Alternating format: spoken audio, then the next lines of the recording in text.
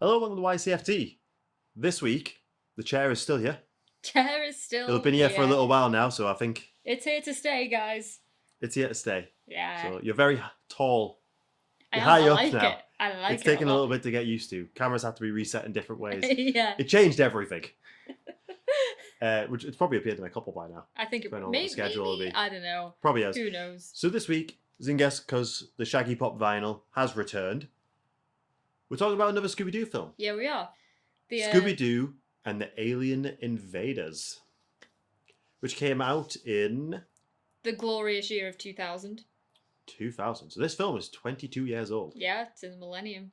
The third film in like the original direct-to-video. Yeah, so it's a sequel to Zombie Island and Witch's Ghost. Yes, yes. But interesting, we didn't realize there's a lot of iconic moments in Scooby-Doo that happen in this. Mainly, it's the last one to be done under Hanna-Barbera. Yes. Because they closed down later that year. And William Hanna died in 2001. Yeah. Yeah. Very sad. Because also, this is the last appearance of Mary Kay Bergman, who voices Daphne. Yeah. Yeah, tragically, we lost her very early. Yeah, before the film. This film is dedicated to her. It is. Yeah. And so is Toy Story 2. Oh, yeah. She voices, like, not one character in that, but a few just, additional like, voices in generally, yeah, she does. But also is the last film to use hand-painted cells for the background. I didn't know that until watching it this time around. No. So all the Scooby films after this were coloured digitally. Yeah. So it's kind of an end of an era in a way. Because we like you usually you'd think including Cyber Chase, the four are part of. They're usually seen as like one series of films, but the ending of the iconic stuff actually happens with this one because this story to me is actually more traditional Scooby-Doo. It is. It is. Yeah, it's a more traditional Scooby-Doo story, and it basically starts with them in the desert and they have car trouble and end up seeing a spaceship. Like desert town. Yeah. Yeah. And obviously, Zombie Island, zombies are real, and cat people. Witches are real and witches ghost. Are aliens real? Are the aliens real? Real. Yeah, they are. Yeah, they are. The truth is out there, guys. In this, we have abductions. We do have abductions. We have physical experimentation on characters that's not seen, but we don't even hear what it is, but we assume it's pretty intense and very, very bad. But kind of like Witches Ghost was a commentary on what women and witches, or people accused of being witches, actually went through when they. This is almost like a commentary on people who believe they've had alien. Yeah, and like experiences with aliens, like how it affects their lives. How it affects their lives and how no one really pays any attention. Like, oh, they're just crackpots. Like, don't pay any attention to them. And they are commentaries, I guess. Yeah. Yeah. Scooby-Doo is a commentary. Who would have thought? It is social commentary. Is very much Shaggy's movie. This is, which again is kind of continuing the. I don't know if it was on purpose they did this, but yeah, it's like Zombie Island, Daphne's movie, Witch's Ghost, Velma's movie. Yeah. Alien Invaders is absolutely Shaggy's film. We agree this is the best incarnation of Fred. He's kind of does the sarcastic comments in the background, and he's great. My favourite Fred ever. And I actually wrote a few things down. It is the same cast from the original film, from the last film. Yeah, it Scott Innes is back both as Shaggy and Scooby. Mark Hamill actually returns, doesn't he to voice one of the characters. He voiced a character in Zombie Island, a different character. Yeah, he comes back. Never would have guessed that was Mark Hamill either until. But another character. There's two people that voice the Joker in this, isn't there? Yeah. Oh God, I didn't write down the other guy's name. Yeah. But yeah. There's an interesting little factoid there. Yeah. Two Jokers. Also played two villains in this film. Yeah. It's really easy to figure out who the villains are in this. I think it's like in the previous two films, they introduce lots of different characters and you don't know who it could be. In this one, even though there are lots of characters, it's kind of obvious. Yeah, and Velma works it out like that. Oh yeah, like in Witch's Ghost. Daphne and Fred would be absolutely snookered if it wasn't for Velma figuring this out. The aliens design, I love it. As a kid, I always thought they were like giant walking, talking broccolis. Yeah, which now that you've said that, I can't. You can't unsee it, can you? No, I can't. I do really like the design of it. I do too. And spoiler. Yeah. Aliens are real, but they're not these aliens. Aliens are real, aliens are the good guys. The aliens are the good guys, which is the first time the monster has been the good guy in it. Yeah. And the basic plot is like why I said it's more like a Scooby-Doo film is it's these three people who have stumbled across some gold and they're literally using the aliens to keep people away Yeah. from their gold. And it's like it's all trickery. It's all smoke and mirrors. It's all smoke and mirrors. Like they are three scientists who work in these big like space dishes, that have been planted out in the desert. They're cosmologists essentially, and yeah, out there in the desert they find this mine that is riddled with gold, and so they create, which is actually like a similar thing that happens sort of in the X-Files. They create like the alien conspiracy in order to make people fear going anywhere near this particular area. Yeah. Yeah. It's cool because I said that it's harkens back to like story. Yeah, it works. Back to Scooby-Doo, Yeah. and it's less dark than the previous two. It is absolutely. But we found out that because Witch's Ghost had a bit of a troubled production, and this one apparently went much more smoother. Personally, I said I do like it. I think it's a very good film. It's a lot of fun, but I think for me those 4 films they get worse over time. Zombie Island was the pinnacle. It's like Witch's Ghost, Alien Invaders, Cyber Chase. Yeah, it's not. They're all like these 3 are such good films. It's been a long time since I've watched Cyber Chase, so we'll find that out when we do that next time. But I really like it. But they also Shaggy has a love interest in this, and Shaggy's had girlfriends in the specials in the past.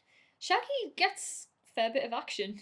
Yeah, I think it's fair to say. And he has a musical number. Well, okay, so yes, this probably marks the first time that Shaggy, Norville Rogers, has actually fallen in love with a girl. Well, you said it's the first human-on-human kiss in any Scooby-Doo. In any Scooby-Doo. And it belongs to Shaggy. It belongs to Shaggy. So after Shaggy and Scooby have been presumably abducted, they've been abandoned in the desert, they awake, and this girl and her dog are there asking if they're okay.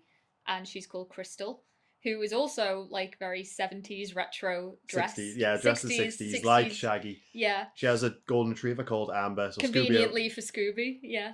And Shaggy falls head over heels. Head over heels, and it's amazing. The visuals are incredible through that whole song, and it's all about things being groovy. The song is literally called How Groovy, and it is sung by, is it Scott Innes? Scott Innes sings it, yeah. Yeah. And it's just, oh my god, it's perfect. It is. It's about Shaggy talking about the life he wants them to have together. Yeah. Because the moment I realized, it shows the traditional gang running, like you can see on the t-shirt. Are they running? No, they're not running. I thought they were running on the t-shirt.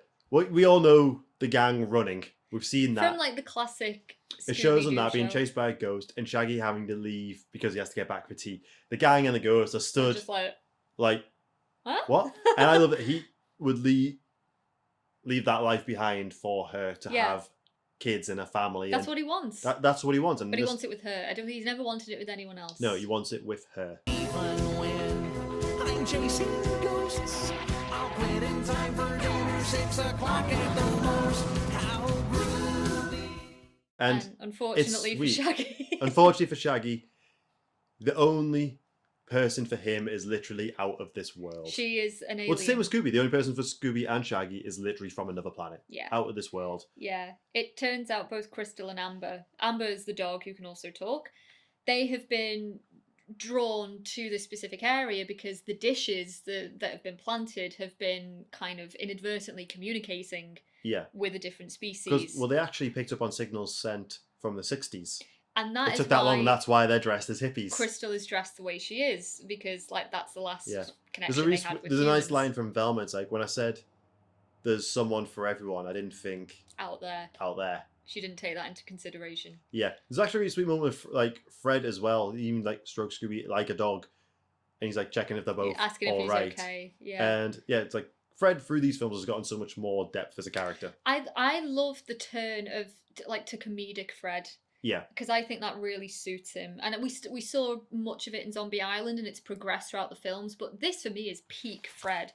I mean, like, he's kind of sarcastic in this film. He cries when Crystal and Amber have to leave because of... He just breaks down. The girls, like, have to comfort Fred in that scene. And there's a great moment where, you know, they unmask the 3 scientists. Well, they don't unmask them.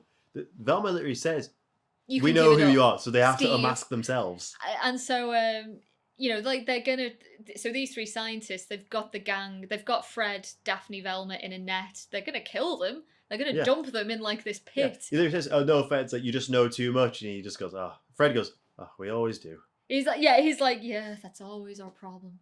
It's just like Yeah. this, like, Fred is very Well, later on, we self-aware. would say, "Hey, Scoob, look, a talking dog," and Fred says, "Imagine." that. It's I like it. He comments. This is It best harkens Fred. back to what I loved about Zombie Island, commenting on the original series. Yeah, definitely. And this is, I Because think with Shaggy even has a line, he says to Crystal, like, "What, you can understand Scooby-Doo?" Yeah. So there's clearly people that can't understand Yeah. Scooby. Yeah. Apparently that is a thing. And this kind of, you mentioned it, because this is conspiracy, isn't it, that Scooby is an alien? Yeah. So it's like, oh, well, of course an alien can understand another alien. I don't think he's an but alien. the gang can understand Scooby. He's just a dog that can talk, man. What's so unbelievable about that? Just a talking dog. Yeah. I like Velma's redesign in this one. She actually has a different outfit for like the first time. She's still in Velma colours, but she's wearing a t-shirt. A t-shirt and shorts. And shorts. Yeah. Wait, because the issue we had is the sexualization of Velma, which we've seen happens a lot in later ones. Which I really am. The skirt is very short in the last one. Although it's like, obviously she's in a t-shirt now, but shorts. I like it when they switch up the characters' outfits, but still stay true to the characters. Like Shaggy tries to smarten himself up, he tucks his shirt in, and that's weird. It's odd to see. Yeah. We have, Shaggy can only ever be in an untucked green or red t-shirt. Yeah. We have a few interesting characters in this, because we've got Lester, who is like, he's the abductee who is obsessed with aliens and like tells the gang about, the sightings in the town. I got pictures. Paintings. He's a landscape artist. He paints them, man. Yes, like that's not like evidence. We see one of the ships he paints actually isn't the ship that the bad guys use, which is just a dish attached to a helicopter. But yeah, it actually is Amber and Crystal's ship. Yes, their ride. Which I really like. There's the details in the background, which is really cool. Yeah, we have Buck, the mechanic, who is, we don't really spend a huge amount of time with, but he is there and kind of acts suspicious, so he goes on the suspect list. Yeah. We've got... I don't think he was ever truly on the suspect list. No. I think Velma knew instantly who was responsible for this. We've got, the two, what are they, MPs? Like... Military police. Military police that kind of hang around in the desert and ward people away. It turns out they're on the payroll of the three scientists. Yeah. So there's a few characters, but like it is pretty obvious. There are three aliens, like the three bad green broccoli aliens that you see. You can't take away from the broccoli. And what a coincidence! There are three scientists who work in the dish. The space dishes. Yeah, it's not that hard to. As far as Scooby-Doo villains plots go, I really like it. It is a Scooby-Doo villain. It. But I do think the most significant thing in this film is the love story between Crystal and Shaggy. Yeah. It is genuinely like heartwarming. Well, it makes Scooby and Shaggy be brave. Shaggy turns into a hero in this. They stand up for the girls. Yeah. And I actually don't think Shaggy is that bothered that she is an alien. No. I think he's scared at first because it's an alien. But I don't think he minds that much. If she'd have chosen to stay, I think Shaggy would have probably... Do you think he would? Him and Scooby would have went if they'd asked? Maybe. I mean, he fell for her, man. He fell for her hard. He did. And that's why it's a really fun film. I said this one's rated like 80%. It's rated very, it's very actually rated high. higher than Witch's Ghost is. I think it's because it's a very unique... Because aliens don't appear often in Scooby-Doo. We have the space cook. The space cook, which is great. I can't remember if there's any other ones in other incarnations, but aliens don't appear that often. I actually think this film is quite Close Encounters of the Third Kind inspired, purely for the fact that we've got the desert. I think it is also very X-Files inspired as well. X-Files inspired, which obviously was still huge as we entered into the millennium. But yeah, it's like. I've just lost track of what I was going to say. Because I got you thinking about X-Files. You got me thinking about X-Files, yeah. But yeah, I mean, one thing you did mention before was that it is the least dark of all the direct-to-videos to date. But there are still some dark undertones in the story. Abductions. As it's mentioned that there is physical experimentation.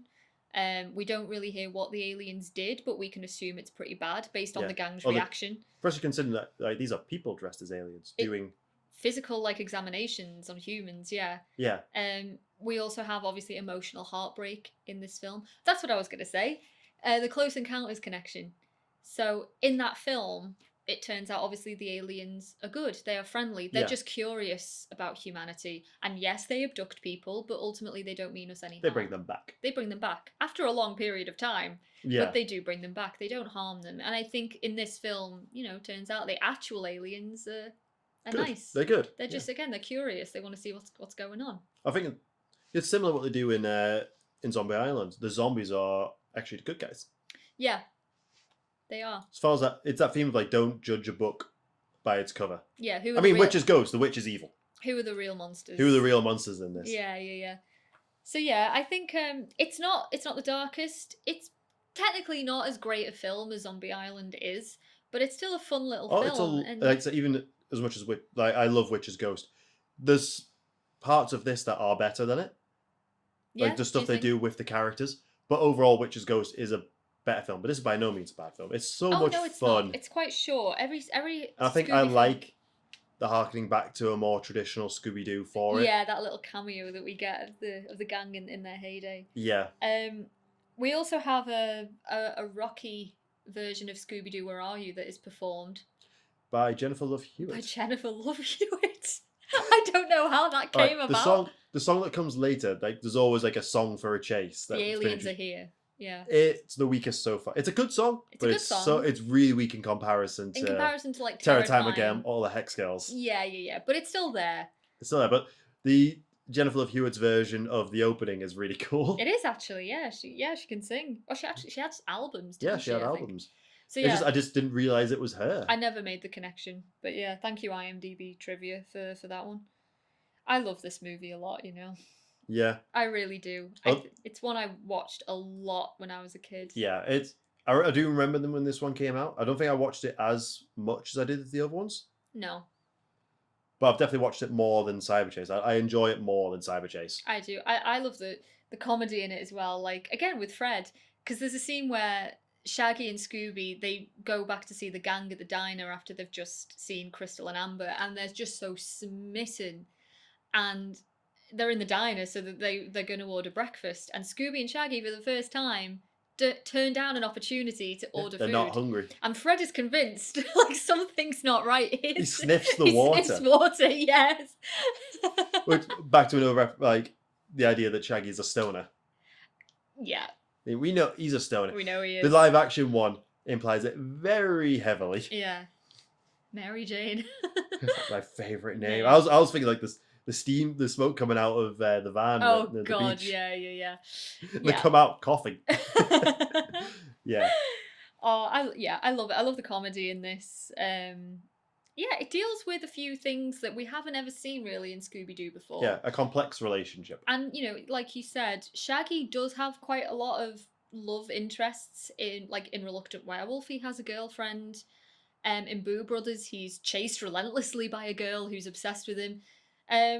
This is the first time he's actually fallen hard for someone. Yeah. And his girlfriends have always just kind of been sidekicks. Yeah. They're into him a lot more than he's into them. Yeah. But this is the probably first... because he was high. It's Shaggy. Yeah. But this is the first time like we see like a little bit of a different side to Shaggy. Yeah. And I think that's when I think of Alien Invaders, I do think of the broccoli aliens, but I also think of... Well, now you think of the broccoli aliens. I think of Crystal and Shaggy. I reckon, like, their designs are weaker than the fake aliens to me. Yeah. Like, Amber's quite cool. Crystal's, I know it's like maybe very stereotypical alien, but it's a bit weak. It is a little bit weak, yeah. A little bit. But yeah. I still love it. I love it to death. It's good fun. So yeah, we'll be doing Cyberchase next and bring a close to that era. Yes. Yeah, that's the end of the original direct to video Scoobies. But obviously they continued on afterwards. They did. And I'm not sure, there might be something that officially separates them. But like I found there's like 31 or 33 direct to video Scooby-Doo films. Well, they did like a lot in the 80s. They started them, didn't they? And they usually classic, like they were Shaggy and they were Scooby specials. Centric. They were specials. The first direct to video movie was Zombie Island. So that's been since then they've done that many.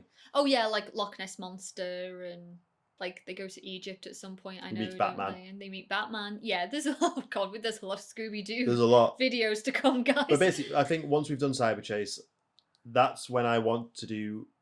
We're either going to do Zombie Island 2, The Return to Zombie Island. I feel like we need to watch it. We haven't watched it. I do it under protest. And then we're going to look at the live action one, particularly the first one. We will. Because there's also direct to video live action ones. that I know you've not seen any of. No, I've not. I've seen 1 or 2 of them. They are not good. Okay. There's fun to be had with them, but they're not. This is like we're still talking about the heyday of Scooby-Doo direct-to-video. I personally... And is the end of the era of Hanna-Barbera. I would also like to talk about the original show. Yeah, we want to do a video based on our favourite villains. Our favourite villains. I would love to do that. We're gonna talk about Reluctant Werewolf, Boo Brothers, Ghoul School. I have a really big... I love Reluctant Werewolf, but I have a big soft spot Reluctant for Werewolf is Boo my Brothers. favourite of the specials they did. Fantastic. It's so much fun. It is so good. Weirdly, I feel like Reluctant Werewolf was the inspiration for Hotel Transylvania. Could have been. We have all the monsters together. Yeah. Yeah. And Dracula's like in charge. Oh my god, yeah, it could have Revelations. been. Oh, it The could have been. Revelations. Oh, we need to look into that. Yeah. So, have you got anything more?